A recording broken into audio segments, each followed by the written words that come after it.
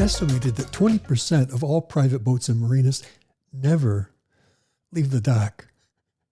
Some contracts actually specify that the boat has to leave the dock twice a year.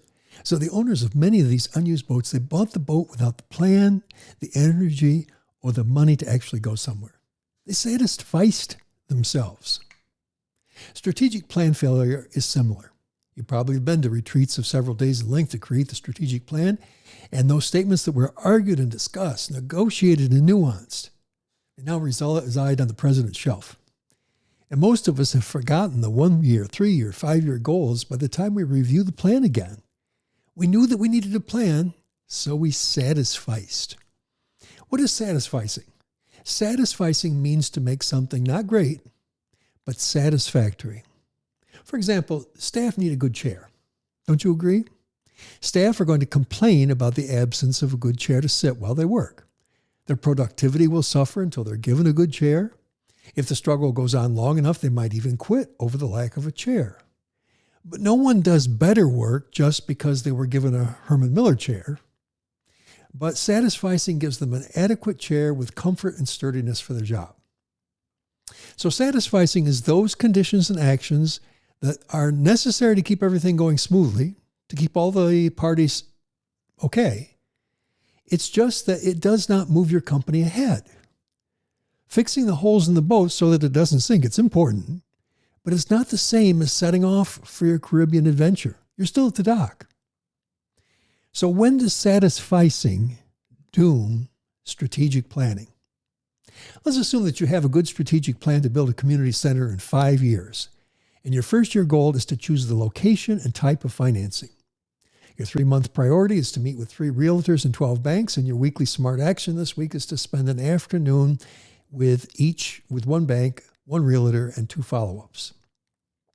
You're getting ready to leave the office, and as you prepare to meet the realtor at the potential site, as is called for in your plan, you check the morning mail and there's a claim for unemployment. The HR staff is on vacation this week. So you call the realtor and ask for pictures instead of the on-site visit.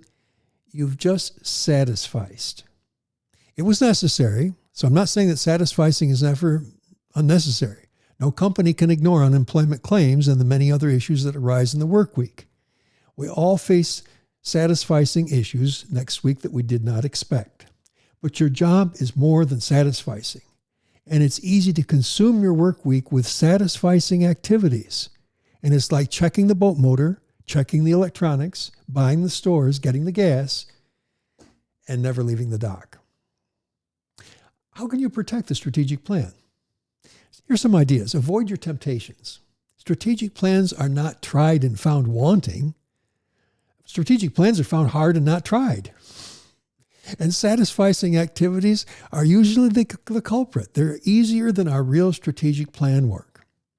Even in my own example, the strategic activity of looking for suitable real estate sites and talking to 12 banks and following up on realtors and banks, it sounds like something I don't want to do.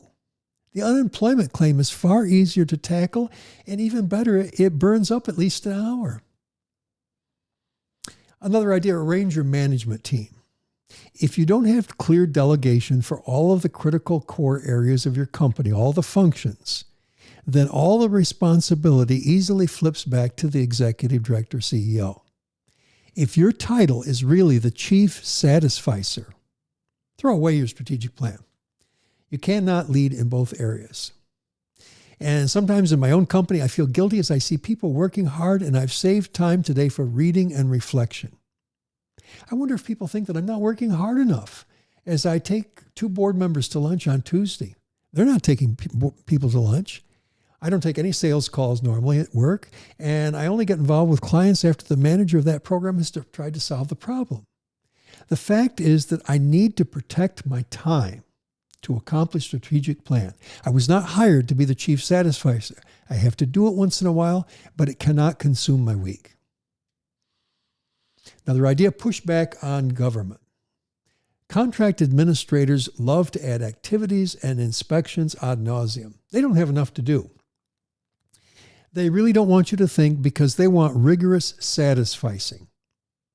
And some inspections and rules are sensible. I'm not opposed to all rules, but you can literally spend your whole day satisficing for the government.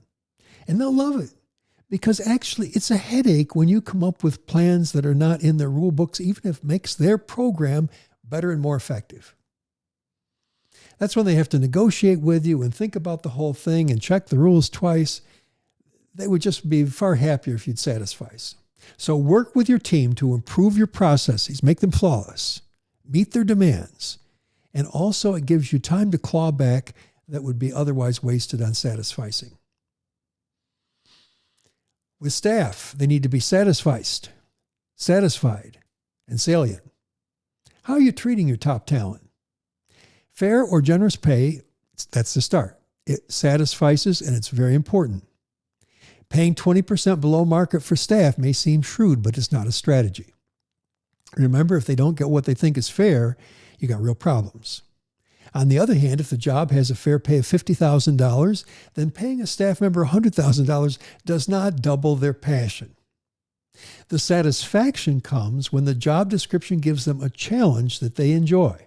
So the satisfaction is not coming from that cash. It's coming from the challenge where they enjoy their work, and it calls for the best in them. They enjoy doing it. They're learning. They feel like their career is going forward. And in return, you and your agency, you need salience, because every staff member must add value to the mission of the agency. So this whole thing is a balance, like jelly on a plate. As a director, get these 3 conditions in place with the staff, you'll 10x your results. Reclaim your own vacant time. Get an accountability partner to meet for 10 minutes daily at midday. It increases your self-discipline. I work until 6 o'clock at night, but I notice that if I run out of tasks after 2 o'clock, it's easy to waste time on Satisficing. My call to the board chair can stretch to include reflections on our vacation coming up. My search online for something legitimate, a product that we need, can expand to, why don't I read the news while I'm here? Those messy strategic tasks usually don't have a hard deadline. They could be stuffed into my vacant time. All you need at that point is motivation to do more at 4 p.m. Believe me, telling your management team or accountability partner what you're doing this afternoon between 2 p.m. and 5 p.m. is a great stimulant to keep pushing. Well, what's the conclusion? If you have a strategic plan, then your company has accepted that the future needs to be changed. It's not enough to own the boat. You're the captain and you have to take it places. It's a sacred trust placed into your hands. And the most important task of an executive director is to make a management team that can execute the strategic plan. Don't let a satisficing anchor steal your energy from bringing the future to today. Join me for a free strategy hour on March 25th at 5 p.m. Eastern. Register free at the link below. I'm Dr. Ron Tompkins, and it's great to be with you today.